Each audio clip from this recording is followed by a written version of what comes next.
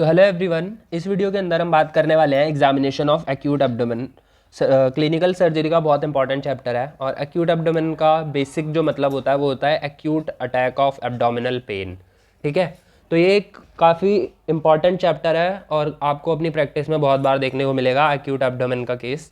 तो इसमें ना early diagnosis is the key to treatment, मतलब कि अगर आपने जल्दी से डिसाइड कर लिया, डायग्नोस कर लिया कि क्या प्रॉब्लम है इस पेशेंट को, तो आप बहुत इजीली केस को मैनेज कर सकते हो, क्योंकि डायग्नोसिस करना ही इसके अंदर प्राइम इंपॉर्टेंस होता है। ठीक है, तो इस चैप्टर के अंदर हम बहुत सारी चीज़ें ऐसी पढ़ने वाले हैं जो एक कंडीशन को दूसरी कंडीशन से डिफ्रेंशिएट करेगी।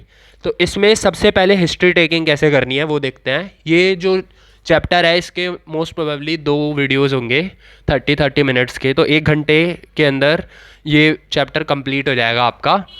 वैसे ये बहुत इंपॉर्टेंट चैप्टर है और आपको बिल्कुल अच्छे से टू द पॉइंट सब कुछ आना चाहिए, इसलिए मैंने कुछ भी इसके अंदर ऐसा नहीं छोड़ा है जो कि मिस हो जाए। सारी चीज़ें, सारी डिटेल्स को, एक एक छोटी डिटेल को इसके अंदर इंक्लूड किया है। तो इसी नोट के साथ शुरू करते हैं एक्यूट एब्डोमेन के एग्जामिनेशन इस चैप्टर को। तो सबसे पहले हिस्ट्री टेकिंग करनी है हमें। ठीक है, हिस्ट्री टेकिंग में टोटल 5 पॉइंट्स आते हैं। सबसे पहला पॉइंट है एज। अब एज जो होती है बहुत इंपॉर्टेंट है, क्योंकि कुछ कंडीशन सिर्फ न्यूबॉर्न्स में होती हैं, कुछ इन्फेंट्स में होती हैं, कुछ चिल्ड्रन में होती हैं, कुछ एडल्ट्स में ज़्यादा देखने को मिलती हैं, कुछ यंग एडल्ट्स में ज़्यादा देखने को मिलती हैं। ठीक है, कुछ एल्डरली पीपल में। तो जैसे न्यूबॉर्न्स के अंदर इंटेस्टाइनल ऑब्स्ट्रक्शन हो सकता है कि इंटेस्टाइन जो है वो उसके अंदर जो पेटेंसी है वो बनी ही ना हो, मतलब कि इंटेस्टाइन एक सॉलिड या ब्लाइंड फोल्ड की तरह बिल्कुल ऐसे पड़ा हो, पेटेंसी ना बनी हो, या फिर बहुत छोटा सा उसका डायमीटर हो, उसका जो डायमीटर है वो बहुत पतला हो, स्टेनोसिस हो रखा हो इंटेस्टाइन में, तो इंटेस्टाइनल ऑब्स्ट्रक्शन हो सकता है। इसके अलावा मेकोनियम इलियस हो सकता है, मतलब जो फर्स्ट जो स्टूल होता है, जो एमनियोटिक फ्लूइड बेबी ने स्वेलो कर रखा होता है, वो इलियम के अंदर फंस चुका है। और मेकोनियम पेरिटोनाइटिस, इसकी वजह से जो पेरिटोनियम है उसका इन्फ्लेमेशन हो रहा है, या फिर जो एनल ओपनिंग है वो एब्सेंट है, इम्परफोरेट एनस कहते हैं, या फिर जो पेनक्रियाज है वो एक रिंग शेप का है, डुओडेनम के सेकंड पार्ट को वो इस तरह से घेर के रिंग की फॉर्म में बैठा हुआ है, जिससे कि क्या होता है कि ये जो डुओडेनम का सेकंड पार्ट है ये ठीक से ओपन नहीं हो पाता, इसकी पेटेंसी कम हो जाती है और ये ऑब्स्ट्रक्ट भी हो सकता है। ठीक है, तो एन्युलर पेनक्रियाज। तो न्यूबॉर्न्स के अंदर हमें ये सारी कंडीशंस में देखने को मिलता है एक्यूट एब्डोमिनल पेन। उसके अलावा इन्फेंट्स के अंदर, तो इन्फेंट्स में अगर कोई वॉल्वुलस है या फिर इंटरसेप्शन है, इसका मतलब होता है कि जो इंटेस्टाइन के लूप्स हैं वो एक दूसरे के अंदर ओवरलैप, इंटेस्टाइन जो है वो ऐसे लूप्स में प्रेजेंट होता है, तो एक लूप दूसरे लूप के अंदर बिल्कुल ऐसे घुसा गया है। ठीक है, ऐसे, तो इसे इंटरसेप्शन कहते हैं। या फिर जो एक मैकल्स डायवर्टिकुलम होता है जो कि एक 2 नंबरी ऑर्गन है, तो मैकल्स डायवर्टिकुलम जो है उसका इन्फ्लेमेशन हो रहा है, डायवर्टिकुलाइटिस हो रहा है। चिल्ड्रन के अंदर अपेंडिसाइटिस के केस में, या फिर नॉन स्पेसिफिक मेजेंट्रिक लिम्फेडेनाइटिस, मतलब कि जो मेजेंट्रिक लिम्फ नोड्स हैं उनकी स्वेलिंग हो गई है, या फिर प्राइमरी स्ट्रेप्टोकोकल और न्यूमोकोकल पेरिटोनाइटिस है, पेरिटोनाइटिस हो गया है बच्चों के अंदर, जो कि स्ट्रेप्टोकोकस और न्यूमोकोकस की वजह से हो सकता है, या फिर राउंड वॉर्म की वजह से इंटेस्टाइनल ऑब्स्ट्रक्शन हो गई है। तो चिल्ड्रन के अंदर ये कॉमन कंडीशंस हमें देखने को मिलती हैं। अब यंग एडल्ट्स के अंदर अपेंडिसाइटिस हो सकता है, मैकल्स डायवर्टिकुलाइटिस हो सकता है। एडल्ट्स के अंदर परफोरेशन हो सकती है पेप्टिक अल्सर की। ठीक है, पेप्टिक अल्सर की परफोरेशन, या फिर एक्यूट कोलेसिस्टाइटिस, गॉल ब्लैडर की इन्फ्लेमेशन हो सकती है, या पेनक्रियाटाइटिस हो सकता है। तो ये सारी कंडीशन एडल्ट्स को। अब एल्डरली लोगों के अंदर सिग्मोइड वॉल्वुलस हो सकता है, मतलब कि जो सिग्मोइड कॉलन है उसके अंदर वॉल्वुलस हो गया है, या फिर इंटेस्टाइनल ऑब्स्ट्रक्शन हो सकता है किसी मैलिग्नेंट ग्रोथ होने की वजह से, या डायवर्टिकुलाइटिस हो सकता है, या मिजेंट्रिक ऑक्लूसिव डिजीज हो सकती है। ठीक है, अब एज तो हो गया। सेकंड फैक्टर जो है वो है सेक्स। कुछ कंडीशंस मैन के अंदर ज़्यादा कॉमन होती है और कुछ वुमेन के अंदर ज़्यादा कॉमन होती है। तो मैन के अंदर पेप्टिक अल्सर है, पेनक्रियाटाइटिस है,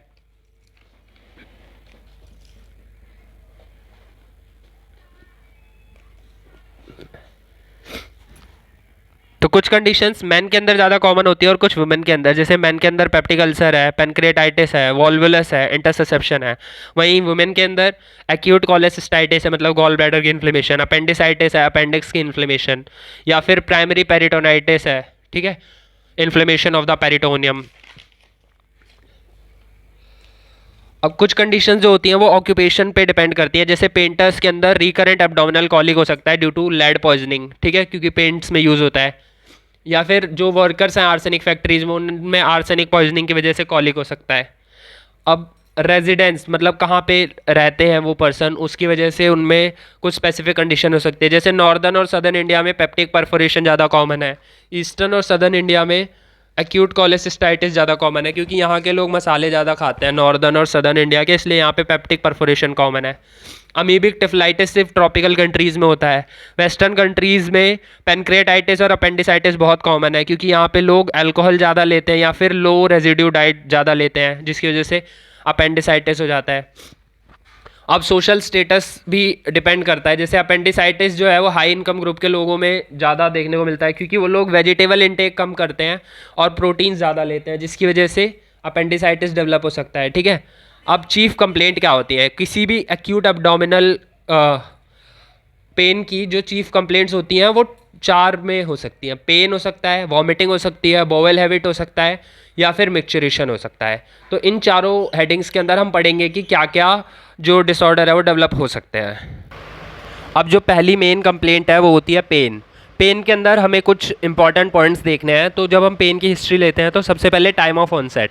जैसे एक्यूट अपेंडिसाइटिस का जो पेन है वो अर्ली मॉर्निंग में होता है, और जो परफोरेशन ऑफ पेप्टिक अल्सर का पेन है वो आफ्टर लंच होता है। ठीक है, तो ये कुछ टिपिकल टाइमिंग्स हैं जिससे हमें आइडिया लग सकता है। इसके अलावा मोड ऑफ ऑनसेट कैसे होता है पेन का, तो अगर सडन मोड ऑफ ऑनसेट है, सडनली पेन आया, तो ये परफोरेशन हो सकता है पेप्टिक अल्सर का, या फिर कॉलिक हो सकता है, या कोई ग्रोथ थी जिसका टॉर्शन हो गया। टॉर्शन का मतलब कि मरोड़ हो जाना, वो घूम के दूसरी डायरेक्शन में चली गई है, या इंटेस्टाइनल वॉल्वुलस हो सकता है। ठीक है, अब अगर ग्रेजुअली पेन डेवलप हो रहा है तो इसके कारण हो सकता है एक्यूट इंटेस्टाइनल ऑब्स्ट्रक्शन, या फिर एक्यूट अपेंडिसाइटिस में भी सबसे पहले क्या होता है कि पेन धीरे धीरे स्टार्ट होता है but suddenly acute abdominal pain शुरू हो जाता है, जैसे कि ऑब्स्ट्रक्टिव अपेंडिसाइटिस में हमें देखने को मिलता है, जिसकी वजह से पेशेंट की सुबह सुबह नींद खुल जाती है, और इसीलिए जो एक्यूट अपेंडिक्स का पेन है वो अर्ली मॉर्निंग में होता है। मैंने आपको यहाँ भी बताया था और उसका रीज़न यहाँ पे लिखा हुआ है। अब जो एक्यूट एब्डोमेन है ये कभी कभी कुछ परगेटिव्स का यूज़ करने की वजह से हो सकता है। ठीक है, जैसे कि अगर परगेटिव्स का कोई यूज़ करता है तो उसकी वजह से अपेंडिसाइटिस हो जाता है, तो उसकी वजह से पेन होने लगता है।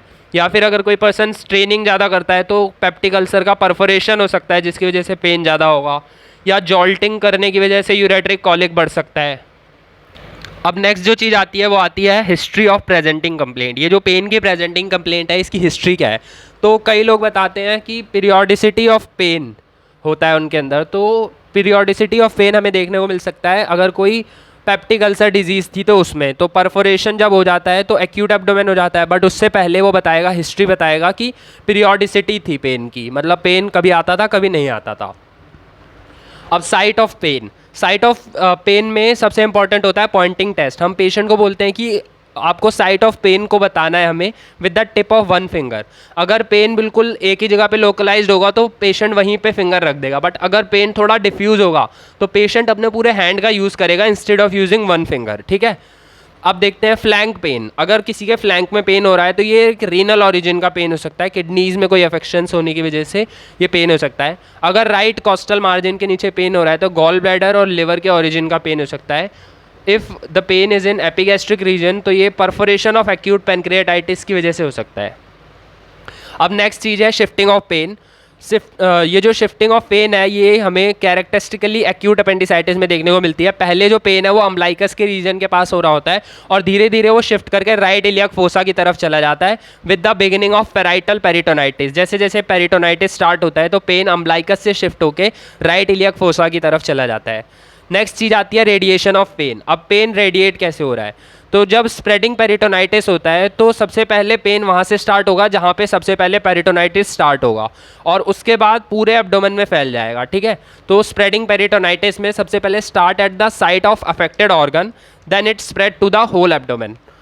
अगर पेप्टिक परफोरेशन का पेन है तो सबसे पहले राइट हाइपोकॉन्ड्रियक रीजन में होता है, फिर ये राइट इलियक फोसा की तरफ चला जाता है और जैसे जैसे जो स्टमक कंटेंट्स है वो ग्रेविटेट डाउन करते हैं राइट इलियक फोसा की तरफ, तो पेन जो है वो भी साथ में शिफ्ट हो जाता है राइट हाइपोकॉन्ड्रियक रीजन से राइट इलियक फोसा की तरफ। ठीक है, if the patient complaints of radiating pain towards left iliac fossa while he is suffering from acute appendicitis. अगर किसी पेशेंट को लेफ्ट इलियक फोसा में भी पेन होने लग गया, मतलब कि उसका जो पेन है वो पहले राइट इलियक फोसा में था, फिर धीरे धीरे वो लेफ्ट इलियक फोसा की तरफ भी रेडिएट करने लग गया, तो इसका मतलब है कि वो जो पेरिटोनाइटिस है वो धीरे धीरे फैल रहा है, धीरे धीरे एक पार्ट ऑफ एब्डोमेन से पूरे पार्ट ऑफ एब्डोमेन में जा रहा है, तो उसे हम स्प्रेडिंग पेरिटोनाइटिस कहते हैं। अब नेक्स्ट चीज़ देखते हैं रेफर्ड पेन। अब ये जो रेफर्ड पेन वाला पेज है ना, इसको मैं एक सेपरेट वीडियो में पूरा अपलोड करूँगा, बट यहाँ पे भी बता देता हूँ अच्छे से। तो रेफर्ड पेन वाला कॉन्सेप्ट बहुत इंपॉर्टेंट होता है और आपको ये बहुत अच्छे से याद होना चाहिए कि referred pain is a pain which is felt at some other region having same segmental innervation. मतलब कि जिन रीजन्स, बॉडी में कई रीजन्स ऐसे होते हैं जिनकी जो नर्व सप्लाई है वो लगभग सेम होती है, तो उसकी वजह से एक जगह का पेन दूसरी जगह रेफर हो जाता है। जैसे स्टमक, डुओडेनम और जियोजेनम, इन तीनों का जो पेन है वो एपिगैस्ट्रियम रीजन में होता है, क्योंकि इन सारी जगहों की जो नर्व सप्लाई है वो T5 से T8 वाली नर्व्स देती हैं, ठीक है। इलियम और अपेंडिक्स का जो पेन है वो अम्बलाइकस पे होता है, क्योंकि T9 और T10 की सप्लाई इलियम और अपेंडिक्स को भी मिलती है और अम्बलाइकस को भी मिलती है। कॉलन का जो पेन है वो हाइपोगैस्ट्रियम के रीजन में होता है, क्योंकि T11, T12, L1, L2 ये चारों कॉलन और हाइपोगैस्ट्रियम दोनों को सप्लाई करती हैं।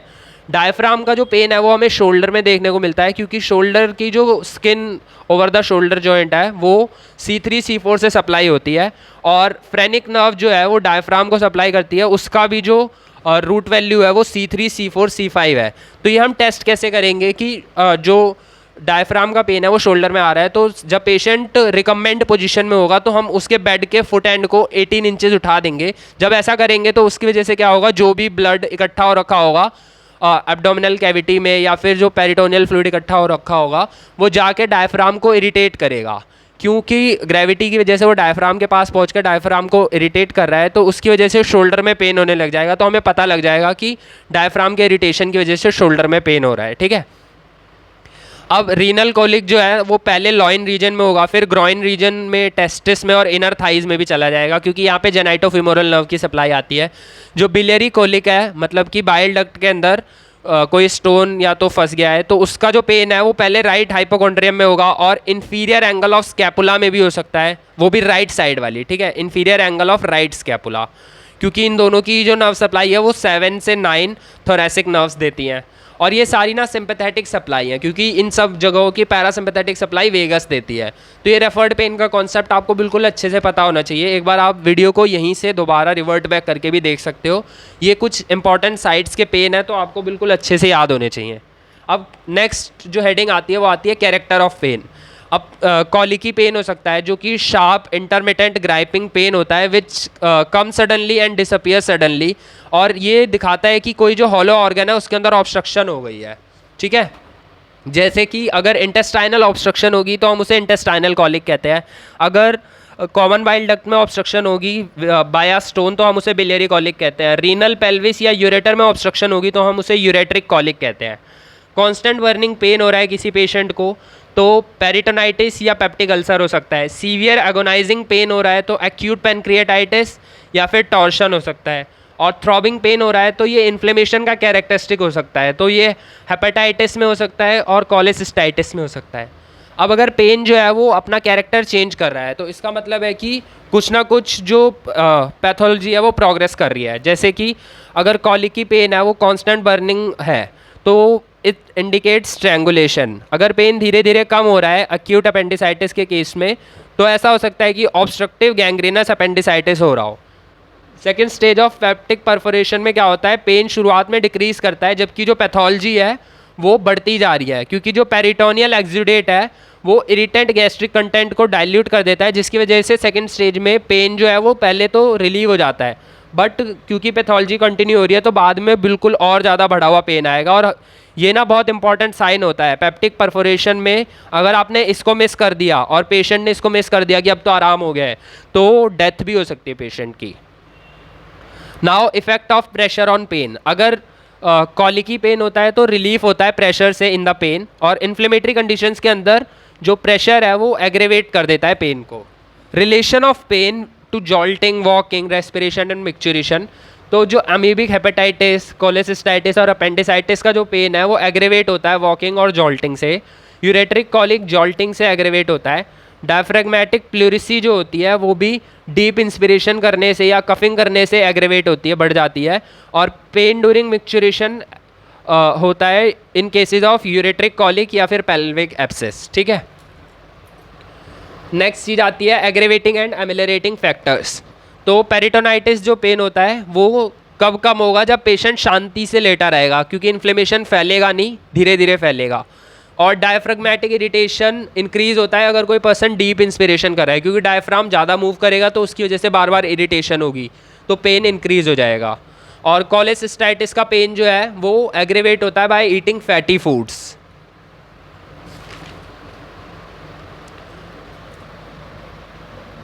अब पेप्टिक अल्सर डिजीज़ में जो एल्कलीज हैं उनकी वजह से पेन जो है वो एमिलरेट होता है, कम होता है, जबकि अल्कोहल, स्पाइसी फूड या फिर ड्रग्स लाइक एस्पिरिन एग्रेवेट करते हैं पेन को।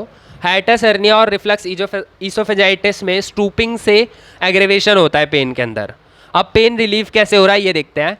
वॉमिटिंग से कभी कभी पेन रिलीफ होता है पेप्टिक अल्सर डिजीज़ में। एक्यूट पैनक्रेटाइटिस में अगर कोई पेशेंट लेटा हुआ है और वो उठ के बैठ जाए तो थोड़ी देर के लिए उसको रिलीफ मिल सकता है।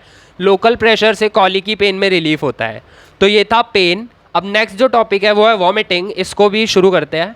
ठीक है, तो पेन के बारे में मैंने आपको टोटल 12 पॉइंट्स बताए कि पेन रिलीफ कैसे होता है, पेन का कैरेक्टरिस्टिक कैसा होना चाहिए, अलग अलग कंडीशंस में रेफर्ड पेन क्या होता है, इफेक्ट ऑफ प्रेशर क्या होता है। तो अब वॉमिटिंग के भी ऐसे ही कुछ 4 या 5 हेडिंग्स हैं, उसके बाद लगभग हमारा जो हिस्ट्री टेकिंग का तरीका है वो फिनिश हो जाएगा और हम डायरेक्ट एग्जामिनेशन पे मूव ऑन कर जाएंगे।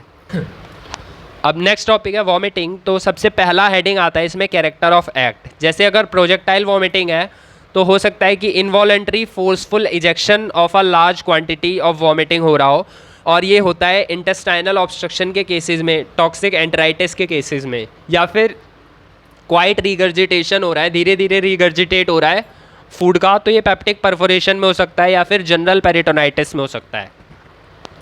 अब जो वॉमिटस है उसका कैरेक्टर कैसे डिपेंड करता है, तो इंटेस्टाइनल ऑब्स्ट्रक्शन के अंदर जो सबसे पहला वॉमिटस आएगा वो स्टमक कंटेंट्स का होगा, उसके बाद डुओडेनल कंटेंट्स निकलेंगे और उसके बाद इंटेस्टाइनल कंटेंट्स निकलेंगे। डुओडेनल कंटेंट्स जो होंगे वो बिलियस होंगे, इंटेस्टाइनल कंटेंट्स फिकुलेंट होंगे, और स्टमक कंटेंट्स में वही जो चीज़ अभी खाई गई है वो एग्जैक्टली होगी। ठीक है, अब बिलियरी कॉलिक में बिलियस वॉमिटिंग होती है। पेप्टिक अल्सर डिजीज़ में हमें गैस्ट्रिक कंटेंट्स देखने को मिलेंगे, और लेट केसेस ऑफ पेरिटोनाइटिस में हमें डार्क ब्राउन फिकुलेंट ब्लड देखने को मिलेगा। ठीक है, और ये यूरीमिया के केसेस में भी देखने को मिलता है। अब फ्रीक्वेंसी एंड क्वांटिटी, तो एक्यूट इंटेस्टाइनल ऑब्स्ट्रक्शन और एक्यूट पैनक्रियाटाइटिस के अंदर कांस्टेंट, फ्रीक्वेंट और प्रोफ्यूज वॉमिटिंग होती है। पेप्टिक अल्सर के अंदर पीरियोडिकल वॉमिटिंग होती है, और परफोरेशन ऑफ पेप्टिक अल्सर के अंदर कोई भी डायग्नोस्टिक फीचर नहीं होता वॉमिटिंग, क्योंकि क्या होता है ना, इसकी जो 3 स्टेजेस होती हैं, स्टेज 1 के अंदर 1 या 2 बार वॉमिटिंग हो सकती है, एब्सेंट होती है सेकंड स्टेज में और रीअपियर कर जाती है थर्ड स्टेज में। ठीक है, और जो नोजिया और वॉमिटिंग है ये दोनों ही कैरेक्टरिस्टिक फीचर होते हैं प्री और पोस्ट इलियल अपेंडिसाइटिस के, तो आपको ये याद रखना है। नेक्स्ट चीज़ आती है कि वॉमिटिंग का रिलेशनशिप क्या है पेन के साथ। तो पेन पहले आता है और वॉमिटिंग बाद में आती है एक्यूट अपेंडिसाइटिस में, एक्यूट पैनक्रियाटाइटिस में, पेप्टिक अल्सर में, बिलियरी और रीनल कॉलिक्स में। हाई इंटेस्टाइनल ऑब्स्ट्रक्शन में क्या होता है कि वॉमिटिंग और पेन दोनों साइमल्टेनियसली आते हैं। अगर ऑब्स्ट्रक्शन हो रहा है लोअर एंड ऑफ इलियम का तो फ्यू आवर्स के बाद वॉमिटिंग होती है। लार्ज बॉवल ऑब्स्ट्रक्शन में एब्सेंट हो सकती है वॉमिटिंग या एक लेट फीचर हो सकती है। अब बॉवल हैबिट देखते हैं, तो एब्सोल्यूट कॉन्स्टिपेशन देखने को मिल सकता है जिसके अंदर फीसिस और फ्लेटस दोनों ही बिल्कुल अरेस्ट हो जाएंगे, तो ये इंटेस्टाइनल ऑब्स्ट्रक्शन और पेरिटोनाइटिस में देखने को मिलता है।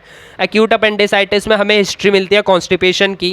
पेल्विक अपेंडिसाइटिस या पेल्विक एब्सेस के केस में क्योंकि इरिटेशन होता है रेक्टम का तो हमें टेनिस्मस देखने को मिलता है। अब टेनिस्मस होता क्या है, इनइफेक्चुअल स्ट्रेनिंग होती है at stool with passage of mucus and blood. ठीक है, बच्चों के अंदर जो इंटेस्टाइनल ऑब्स्ट्रक्शन होता है which is accompanied by passage of mucus and blood per anum, वो दिखाता है कि बच्चों के अंदर एक्यूट इंटरसेप्शन हो रखा है। अब जो इसके अंदर लास्ट टॉपिक आता है वो आता है मिक्चुरेशन का। स्ट्रैंगुरी क्या होता है, स्ट्रैंगुरी होता है painful and frequent attacks at micturition, जिसमें small quantity of urine pass होता है ईच टाइम। ऐसा तब हो सकता है जब कोई स्टोन इम्पैक्ट हो गया लोअर एंड ऑफ यूरेटर या ब्लैडर में। तो ये था पेन, एक्यूट एब्डोमिनल पेन में हिस्ट्री कैसे लेनी है। और क्या क्या प्रेजेंटिंग कंप्लेंट्स हो सकती है। अब नेक्स्ट वीडियो के अंदर हम पढ़ेंगे कि फिजिकल एग्जामिनेशन कैसे करना है, अलग अलग टाइप के फेशियल एक्सप्रेशन देखेंगे अलग अलग पेन में, और इंस्पेक्शन, पैल्पेशन, ऑस्कल्टेशन और परकशन, ये चारों टॉपिक भी नेक्स्ट वीडियो के अंदर पूरे हो जाएंगे। सो मिलते हैं नेक्स्ट वीडियो में, तब तक के लिए बाय बाय।